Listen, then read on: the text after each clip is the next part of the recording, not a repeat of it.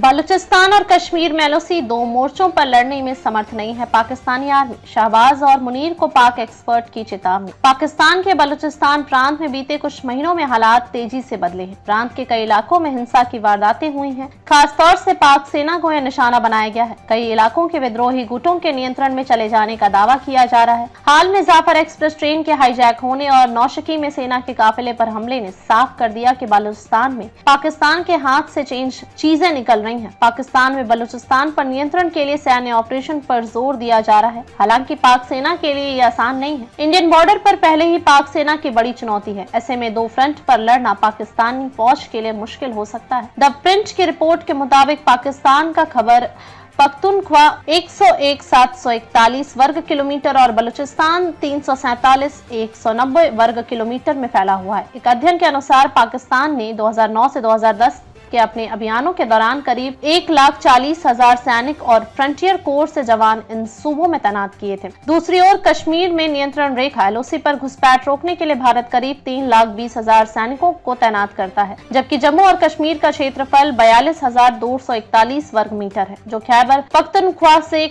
भी कम है। इससे साफ है कि पाक सेना की हिंसा से जूझते इन सूबों में तैनाती प्राप्त नहीं है। पाकिस्तान के सामने बीते कुछ समय से आर्थिक चुनौतियां भी बढ़ी हुई हैं। पाकिस्तान के रणनीतिकार इस बात पर राजी नहीं होंगे।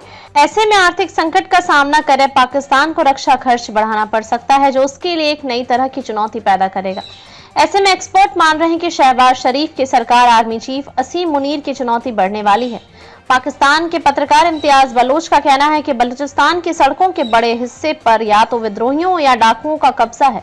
इससे पार पाने के लिए आसान जवाब हो सकता है कि यहां अधिक सैनिकों को भेजा जाए। हालांकि इसमें बड़ा पेंच ये है कि पाकिस्तान को ऐसा करने के लिए एलओसी पर अपनी सैन्य स्थिति को कमजोर करना होगा। यानी फिलहाल ऐसा लगता है कि दो मोर्चों पर लड़ाई पाकिस्तानी सेना के लिए मुश्किल है। इतिहासकार सना हारून का कहना है कि पाकिस्तान उसी तरह की चुनौतियों का सामना कर रहा है जैसे कभी ब्रिटिश शासन ने किया था। पाक सेना भी अंग्रेजों की तरह अटैक की बात कर रही है, लेकिन इतिहास बताना है कि सैन्य ताकत से इसका समाधान नहीं होगा। इसके लिए राजनीतिक और आर्थिक रूप से काम करना जरूरी है। ब्रिटिश को भी इसी तरीके से आखिर में यहाँ कामयाबी मिली थी, जब उन्होंने यहाँ के लोगों से बात करते हुए उनको शांत किया था। पाकिस्तान को भी अपनी सेना और संसाधनों का इस्तेमाल करने के बजाय स्थानीय लोगों के साथ बातचीत करनी चाहिए और उन्हें मुख्यधारा में लाना चाहिए।